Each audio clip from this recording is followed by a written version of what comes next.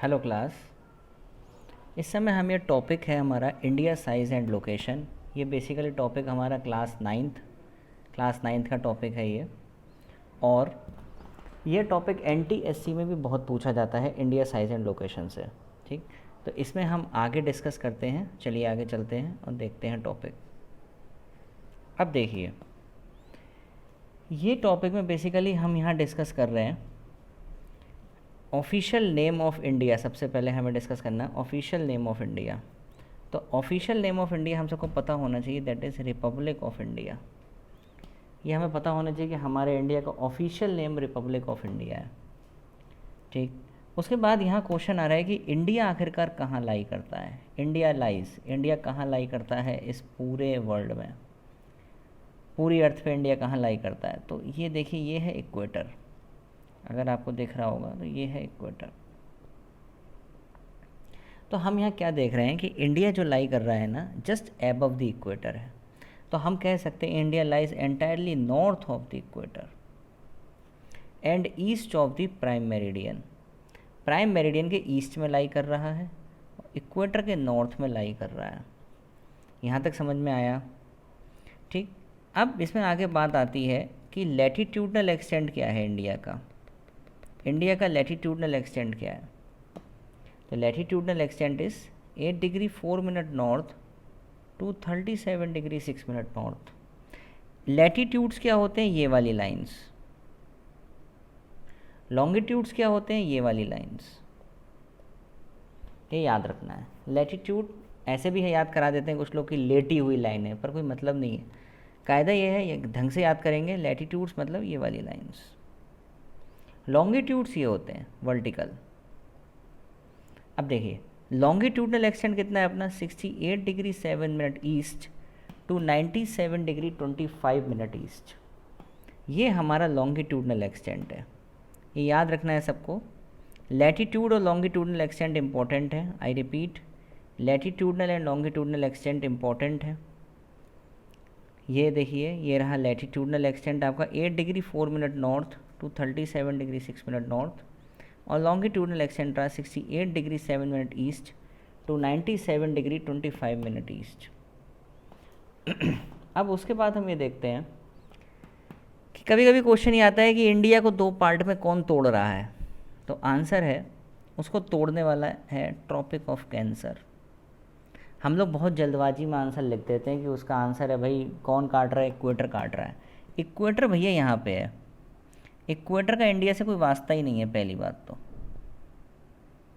Equator 0 degree पर लाई करता है, और इंडिया मैंने बताया आपको कहाँ से लाई करता है, 8 डिग्री 4 मिनट नॉर्थ से लाई करता है।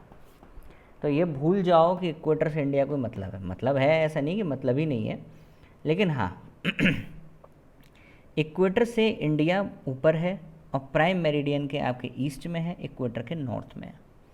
इंडिया का जो नॉर्थ साउथ एक्सटेंट है, अगर हम ये इंडिया है हमारा दैट्स इट, तो ये नॉर्थ साउथ एक्सटेंट ये है 3214 किलोमीटर्स, और हमारा ईस्ट टू वेस्ट एक्सटेंट है 2933 किलोमीटर्स। ये हमें याद रखना चाहिए कि हमारा जो एक्सटेंट है वो 8 डिग्री 4 मिनट नॉर्थ है। हमारा जो एक्सटेंट है नॉर्थ टू साउथ वो है 3214 किलोमीटर्स, और ईस्ट टू वेस्ट है 2933 किलोमीटर्स। अब हम आगे चलते हैं, नेक्स्ट पेज पे देखिए आप। नेक्स्ट पेज पे चलते हैं, और हाँ, ये हमारा है the latitude and longitudinal extent of main land is about 30 degree. ये क्वेश्चन हमेशा डायरेक्ट आता है कि जो डिफरेंस है ये 30 डिग्री, ये लैटिट्यूड्स और लॉन्गिट्यूड्स तो हमारे सेम है। अगर हम लैटिट्यूड देखें 8 से लेके 37 तक है हमारा, तब भी 30 डिग्री हो गया, और लॉन्गिट्यूड देखें 68 से 97 तक है, तब भी 30 डिग्री हो गया। तब भी ऐसा क्यों है कि नॉर्थ साउथ एक्सटेंट आपकी ज़्यादा है और ईस्ट वेस्ट एक्सटेंट आपकी कम है? क्यों? क्योंकि लॉन्गिट्यूड्स हमेशा मर्ज होते हैं पोल्स पे। देखो, बहुत ध्यान से देखना है इस चीज़ को। सपोज़ दैट ये आपका इंडिया है, अब ऐसे नहीं, इसको ऐसे देखते हैं, ये इंडिया है आपका। अब आप देखो कि ये जो लॉन्गिट्यूड है ना, ये ऐसे करके मर्ज होता है, तो हम कहते हैं कि जो लॉन्गिट्यूड्स हैं ये इक्वेटर पे ज़्यादा हैं, ये इक्वेटर पे ज़्यादा है और पोल्स पे जाते जाते मर्ज हो रहे हैं। इसीलिए अगर हम देखें तो हमारा ये ईस्ट टू वेस्ट ये कम है और नॉर्थ टू साउथ क्या है, ज़्यादा रहता है। ये हमें याद रखना है। ये समझ में आया होगा सबको। फिर से एक बार देखते हैं कि ऐसा क्यों होता है। ऐसा इसलिए होता है क्योंकि देखो लॉन्गिट्यूड, सबसे पहले आंसर आपको ये लिखना है, longitude merge at the poles and they are not parallels. The distance between any two lines of longitude is maximum at the equator and decreasing at the poles. Poles पे लाइनें मर्ज हो जाती, देखो ये देखो ये, तो हम कह सकते हैं इक्वेटर जो है ना, इक्वेटर पे आप देखो अगर, तो इक्वेटर पे क्या है, इनकी डिस्टेंस ज़्यादा है। ये अगर तुम्हारा क्या है, मान लो प्राइम मेरिडियन है, तो इक्वेटर पे डिस्टेंस देख रहे हो ज़्यादा है, यहाँ पे डिस्टेंस कम है। इस वजह से ऐसा है। India is away from equator और इंडिया इक्वेटर से थोड़ा ऊपर है, जैसे हम पढ़ चुके हैं। So the lines of longitude comes nearer and the east west distance become less than north to south distance. सीधी सीधी सिंपल भाषा में बात यह है कि लॉन्गिट्यूड्स आपके पोल्स पे जाके मर्ज हो जाते हैं, लॉन्गिट्यूड्स आपके पोल्स पे जाके मर्ज कर जाते हैं। ठीक, ये समझ में आया। अब उसके बाद हम आगे चलते हैं। एक फिर क्वेश्चन आता है कि standard meridian of India passes through, कहाँ से पास कर रहा है भाई, क्या चीज़ है ये। स्टैंडर्ड मेरिडियन ऑफ इंडिया क्या है, जैसे हम बात करें, ये है हमारा प्राइम मेरिडियन। प्राइम मेरिडियन के जब हम इधर बढ़ेंगे या हम इधर बढ़ेंगे, ये 0 डिग्री लॉन्गिट्यूड है। अगर इधर की तरफ बढ़ेंगे, इंडिया की तरफ बढ़ेंगे तो टाइम प्लस होगा, यूएस की तरफ बढ़ेंगे तो टाइम माइनस होगा। इसके एक क्वेश्चन है जो हम आगे करेंगे। अभी हमें सिर्फ याद रखना है कि हमारा जो स्टैंडर्ड मेरिडियन है इंडिया का, वो 82.5 डिग्री ईस्ट है, मतलब इधर की तरफ, और कितना है, 5 hours 30 minute ahead of GMT. इससे आगे ही टाइम बढ़ेगा, टाइम हमेशा आगे की तरफ बढ़ेगा। ठीक, मैंने क्या लिखा है, when you move to eastwards, जब हम ईस्ट की तरफ बढ़ेंगे तो टाइम हमेशा बढ़ेगा, जब हम वेस्ट की तरफ जाएंगे तो टाइम हमेशा माइनस होगा। ठीक, यहाँ तक समझ में आ गया। चलिए आगे चलते हैं नेक्स्ट पेज पे। हाँ, अब ये एक फिर अजीब सा क्वेश्चन है जो लोगों को बहुत दुखी भी करता है कि भैया ट्रॉपिक ऑफ कैंसर कहाँ से पास हो रही है। हमने पहले भी पढ़ा था कि ये एक ऐसी लाइन है जो इंडिया को 2 पार्ट में तोड़ती है। तो ये 8 स्टेट से पास होती है। ये 8 स्टेट्स हमें याद रखने हैं, Rajasthan, Gujarat, MP, Chhattisgarh, Jharkhand, west Bengal, Tripura and Mizoram. ये भैया पहले याद रख लो, क्योंकि नॉर्थ ईस्ट ही ऑप्शन में पूछते हैं, यहीं पे कन्फ्यूज़न हो जाता है। वो मेघालय दे देंगे, वो अरुणाचल प्रदेश दे देंगे और आप कंफ्यूज हो जाओगे। ये 2 नाम याद रखने हैं, त्रिपुरा एंड मिज़ोरम। ये नाम हम हमेशा भूलते हैं। और एक ये मैंने यहाँ ये सर्किल बनाया है, ये इसलिए बनाया है क्योंकि लार्जेस्ट लैटिट्यूड, जो लार्जेस्ट लैटिट्यूड है वो है हमारा इक्वेटर। सबसे बड़ा लैटिट्यूड हमारा इक्वेटर ही है, ये याद रखना है सबको। सबसे बड़ा लैटिट्यूड हमारा इक्वेटर है, ठीक है, इक्वेटर सबसे बड़ा लैटिट्यूड है। उसके बाद हम आगे चलते हैं। ये भैया ध्यान रखना कि ट्रॉपिक ऑफ कैंसर भारत के 8 राज्यों से निकल रही है, 8 स्टेट से पास होती है ये। तो tropic of cancer passes through 8 states, Rajasthan, Gujarat, MP, ये पूरी बेल्ट है ऐसे करके। अगर किसी ने मैप देखा हो, ध्यान हो, सेंट्रल इंडिया का मैप ध्यान है फ्रॉम राजस्थान, तो राजस्थान, गुजरात, एमपी, छत्तीसगढ़, झारखंड, वेस्ट बंगाल। फिर मैं बोल रहा हूँ, इनको याद रखो, इन पे फोकस करो, क्योंकि यही बाद में कंफ्यूज करेंगे। क्लियर हुआ यहाँ तक? अब उसके बाद देखते हैं northern most point of India. Northern most point of India हमारा, northern most point of India से हम डिस्कस करेंगे। तो हमारा जो नदर्न मोस्ट पॉइंट है इंडिया का वो है इंदिरा कोल। भैया ये इंदिरा कोल नाम तो इंदिरा गांधी के नाम पर लग रहा है, पर ऐसा है नहीं, ये इंदिरा गांधी के नाम पर नहीं रखा गया। ये इंदिरा कोल हमारा जो काराकोरम रेंज की तरफ है। काराकोरम रेंज का हाईएस्ट पॉइंट आप लोगों को पता होना चाहिए, कमेंट करके बताइए, मैं बता देता हूँ। काराकोरम का हाईएस्ट पीक है K2 और K2 को बोलते हैं गॉडविन ऑस्टिन, ये पता होना चाहिए। तो northern most point of India है वो है इंदिरा कोल। फिर आता है southern most point of India. Southern most point of India है आपका कन्याकुमारी। कन्याकुमारी है मेनलैंड पे। और अगर पानी में बात करी जाए तो इंदिरा पॉइंट। और इंदिरा पॉइंट कहाँ लोकेटेड है भैया, NTSC वाले ध्यान दें, इंदिरा पॉइंट लोकेटेड है ग्रेट निकोबार पे। इंदिरा पॉइंट हमारा लोकेटेड है ग्रेट निकोबार पे, ये हमें याद रखना है। और इंदिरा कोल आप लोगों से पूछेंगे NTSC में ख़ास तौर से कि भैया कौन सी रेंज पे लोकेटेड है, तो आंसर हमें याद रखना है, दैट इज़ काराकोरम। क्या याद रखना है, Karakoram. Eastern most point of India, again very important, Kibithu, एक अजीब सा नाम है जो आपने कभी नहीं सुना होगा, Kibithu, that is Arunachal Pradesh. And western most point of India is Okha. Okha कहाँ पे है, ओखा है गुजरात में, याद रहेगा ये। अब देखो, the distance between two consecutive latitude, दो लैटीट्यूड के बीच में क्या डिस्टेंस होता है, ये लैटीट्यूड्स, ये हमने पढ़ा था ना, लैटीट्यूड्स होते हैं हमारे, तो इनके बीच में क्या डिस्टेंस होता है, दो लैटीट्यूड्स के बीच में अगर हम बात करें तो दो लैटीट्यूड्स के बीच में डिस्टेंस होता है वो होता है 111 किलोमीटर्स। भैया याद रखना है कि दो लैटीट्यूड के बीच में डिस्टेंस होगा वो कितना होगा, 111 किलोमीटर्स। यहाँ तक समझ में आया सबको, कोई दिक्कत? अब देखो, अब आगे चलते हैं। अब ये क्वेश्चन अक्सर आता है, why is there a time difference of almost 2 hours from Arunachal to Gujarat. एक क्वेश्चन अक्सर देखा होगा आप लोगों ने, क्वेश्चन है ये, इसको समझने की कोशिश करना बहुत ध्यान से। अर्थ का रोटेशन समझो, अर्थ रोटेट कर रही है 360 डिग्री इन 24 आवर्स, ठीक, ये लिखा हमने। 1 डिग्री कितने में रोटेट करेगी सबको पता है।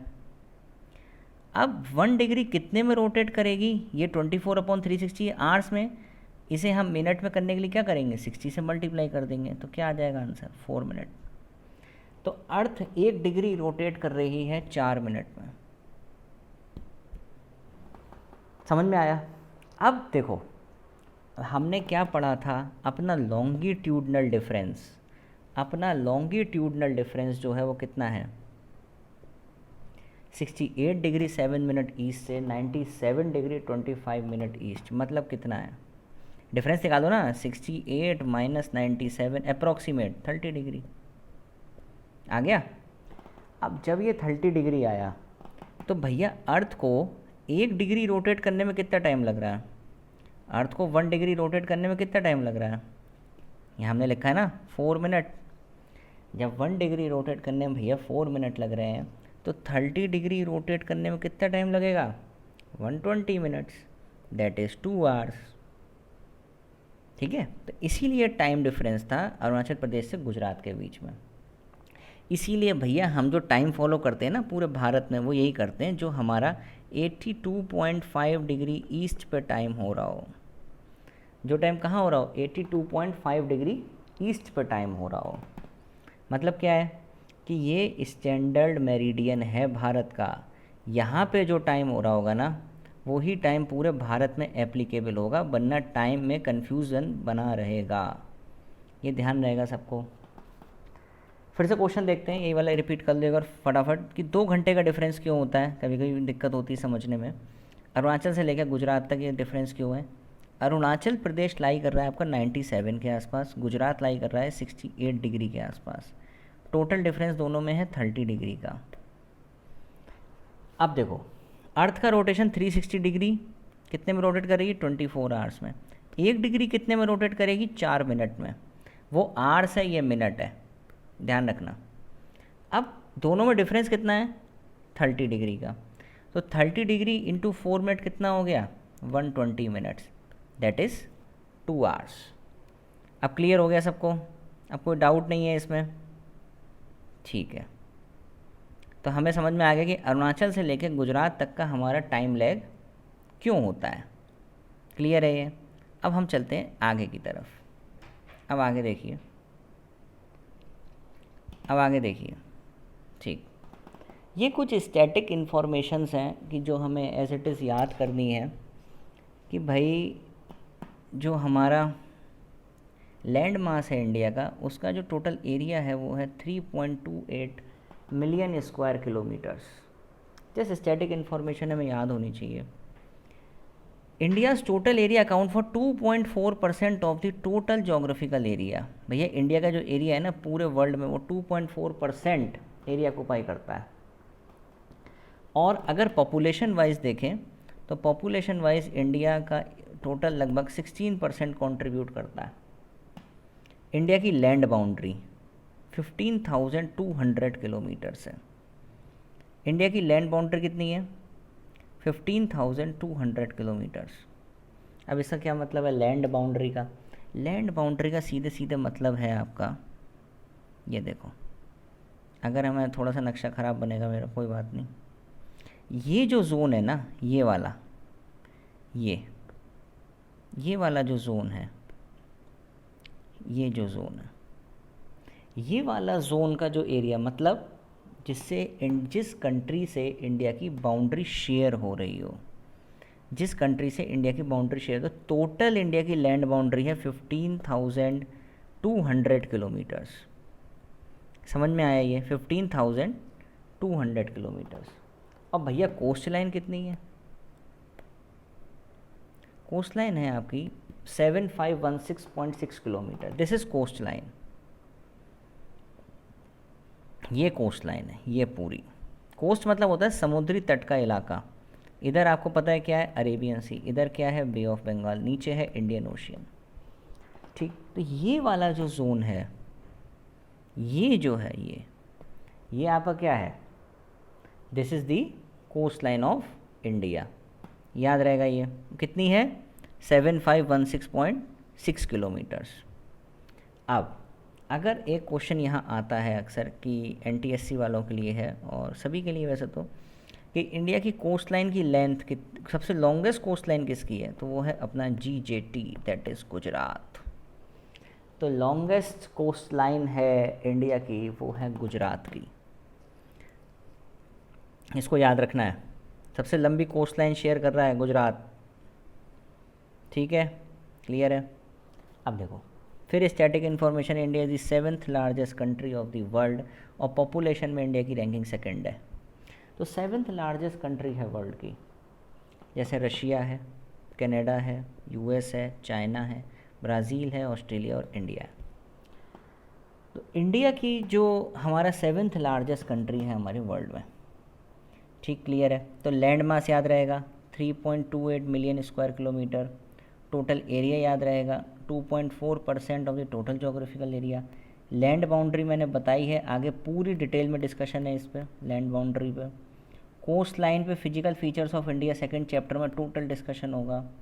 7th लार्जेस्ट कंट्री है इंडिया वर्ल्ड में, और ये पूरा एक ऑर्डर दिया हुआ है सभी कंट्रीज़ का कि कौन सी कंट्री किस पोजीशन पे है इस समय एरिया वाइज। तो इंडिया की रैंकिंग क्या है? 7th है। ये हमें याद रखना है। चलिए आगे चलते हैं। अब भैया फिर वही सवाल, और थोड़ा टेढ़ा सवाल है कि neighbouring countries and the border sharing, जो एक बड़ा दुखदाई क्वेश्चन भी है कि कैसे याद करा जाए, ये सब दिक्कत होती है। तो सबसे पहले आसान चीज़ें निपटा लेते हैं, आसान रहेगा। सबसे पहले भैया देखो, ये सबसे आसान है, छोटा सा, कि इंडिया की सबसे लंबी कोस्ट लाइन ना बांग्लादेश के साथ है। इंडिया की लार्जेस्ट कोस्ट लाइन बांग्लादेश के साथ है, और स्मॉलेस्ट अफ़गानिस्तान के साथ है। बस इतना याद हो गया? नहीं, हमें तो सारा याद करना है ना। कैसे होगा? तो लार्जेस्ट किसके साथ है? बांग्लादेश के साथ, फर्स्ट नंबर। सबसे स्मॉल किसके साथ है? अफ़गानिस्तान के साथ। बस नाम से ही लग रहा होगा। इधर भी स्क्वायर लगे हुए हैं, कुछ नाम से लग रहा होगा, पता नहीं भाई क्या है। चलो देखते हैं। बांग्लादेश की जो बाउंड्री लगती है ना, वो लगती है, देखो बांग्लादेश में बारिश बहुत होती है। ऐसे याद करने की ट्रिक्स बता रहा हूँ मैं तुम्हें सबसे पहले, कैसे इसको याद किया जाए। बांग्लादेश में बारिश बहुत होती है। जहाँ बारिश बहुत होती है वहाँ जूट बहुत होती है, और जहाँ जूट बहुत होती है वहाँ चटाइयाँ बहुत बनती हैं। चटाइयों से याद रखो मैट। और वेस्ट बंगाल तो है ही है, तो सभी को पता है। अब भैया मैट याद रखो तो एम स्क्वायर कर लो, M square 80 plus West Bengal, आसान है। एम स्क्वायर 80 में देखो टी से त्रिपुरा हो गया, डब्ल्यू से वेस्ट बंगाल हो गया, यहाँ तक कोई दिक्कत, ए से आसाम हो गया। एम स्क्वायर में हमें मिज़ोरम है और एक मेघालय है, ठीक क्लियर है, मेघालय, मिज़ोरम, आसाम, त्रिपुरा, वेस्ट बंगाल, सिंपल हो गया याद, कोई दिक्कत, कोई दिक्कत नहीं है। ठीक, आगे बढ़ते हैं। अब भैया भूटान की बारी आई। भूटान के साथ जो बॉर्डर शेयरिंग है वो कैसे याद करोगे? तो भाई सिंपल सा याद करो कि भूटान की तरफ देखो, भूटान की तरफ देखो मतलब भूटान को देखो। तो देखने को इंग्लिश में क्या बोलते हैं? सौ मतलब क्या? देखो। तो अब यहाँ पे बहुत आसान हो गया, एस से तो सिक्किम ही होता है, सब आपके नॉर्थ ईस्ट के हैं, एस से सिक्किम होता है। ए स्क्वायर में भाई दो ही नॉर्थ ईस्ट स्टेट हैं जो ए से हैं, आसाम और अरुणाचल प्रदेश। डब्ल्यू से वेस्ट बंगाल तो भैया चल ही रहा है साथ में, हो गया याद। ये ट्रिक्स हैं याद करने की, आप ऐसे ही याद करोगे ना आपको जल्दी याद होगा। ये दोनों याद हो गए। नेक्स्ट आगे बढ़ते हैं। अब बात आती है भैया नेपाल की। नेपाल की भाई पूरी बेल्ट याद रखो, ये वाली, Uttarakhand, UP, west Bengal, Sikkim and Bihar. अब ऊपर से चलो, उत्तराखंड, यूपी, बिहार, वेस्ट बंगाल, सिक्किम, याद हो गई पूरी बेल्ट। म्यांमार, म्यांमार थोड़ा टिपिकल है, इसको ऐसे याद कर लो, माणा, एम स्क्वायर एन है, माणा।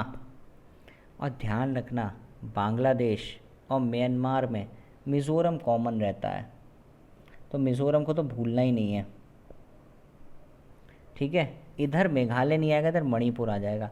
बांग्लादेश में मेघालय क्यों आएगा? ऐसे याद कर लो कि बांग्लादेश में बारिश बहुत होती है, वहाँ चटाइयाँ बनती, मेघालय में ज़्यादा बारिश होती है, सिंपल, ठीक, ऐसे याद कर लो।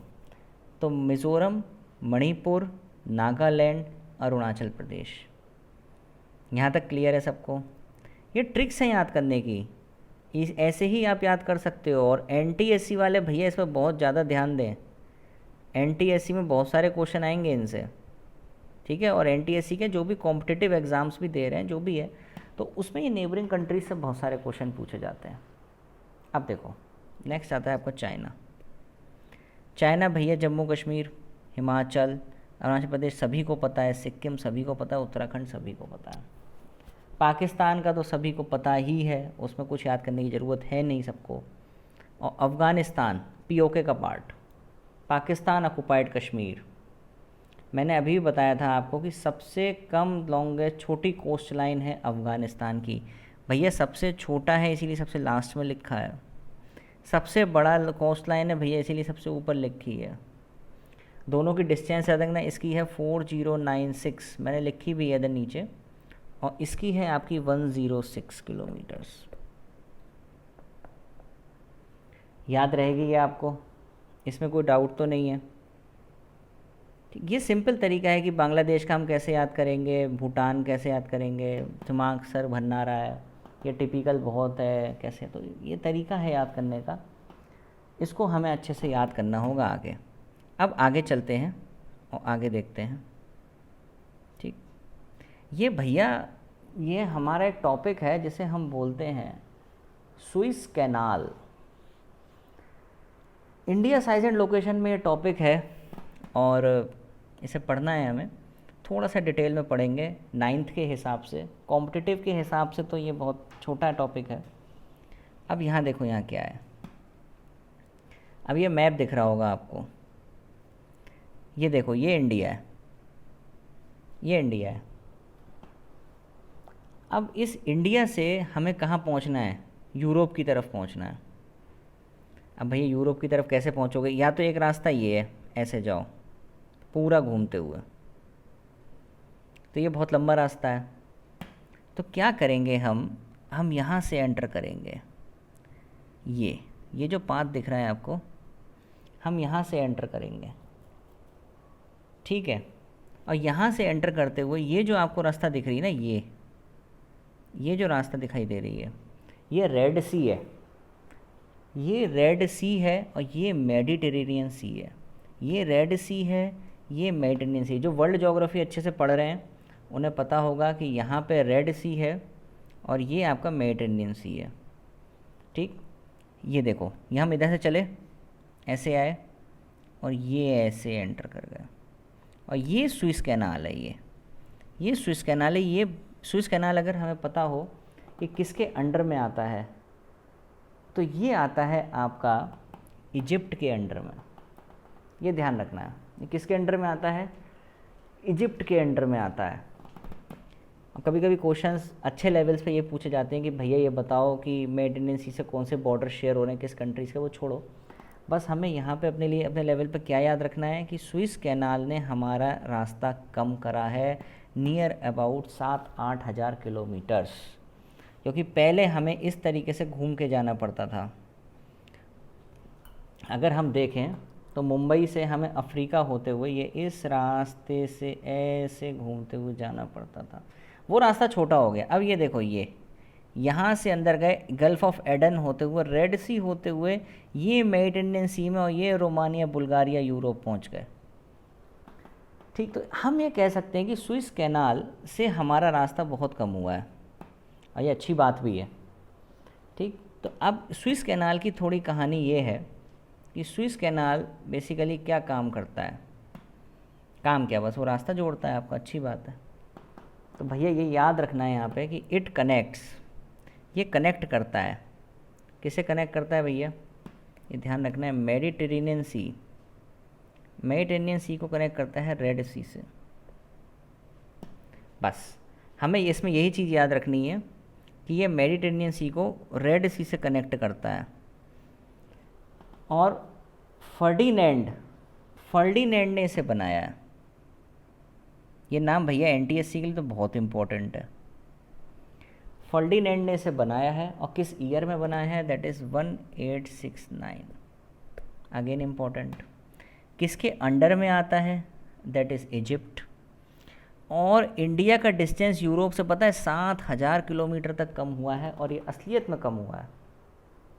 इसको याद रखना है कि ये हमारा डिस्टेंस जो है ये 7,000 किलोमीटर तक कम हुआ है, 7,000। ये स्टेट्स हैं। इसमें भाई देखो ऐसा है, जो इम्पोर्टेंट चीज़ है वो यही है कि सबसे पहले क्वेश्चन स्विस कैनाल से आता है कि कौन से सी को किससे जोड़ता है। तो भैया याद रखना, मेडिटेरेनियन सी को रेड सी से जोड़ता है। कब बना था? 1869 में। किसने बनाया था? फर्डिनेंड ने। किस टेरिटरी में आता है? इजिप्ट में आता है।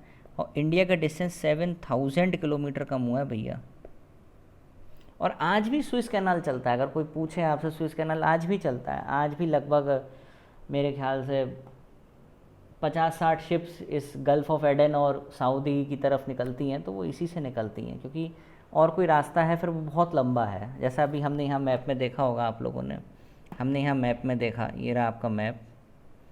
तो ये जो मैप में आपने रास्ता देख रहे हो ना, ये रेड सी को मेडिटेरेनियन सी से जोड़ रहा है डायरेक्ट। पहले का रास्ता देखो कितना लंबा है, अब ये रास्ता छोटा है। ये गल्फ़ ऑफ एडन है, ये रेड सी है, ये आपका मेडिटेरेनियन सी है। जैसे ही मेडिटेरेनियन सी की बाउंड्री लगेगी ना, आप डायरेक्ट यूरोप पहुंच जाओगे। ठीक है, यहाँ तक क्लियर है? ये यहाँ तक समझ में आ गया सबको? Very good.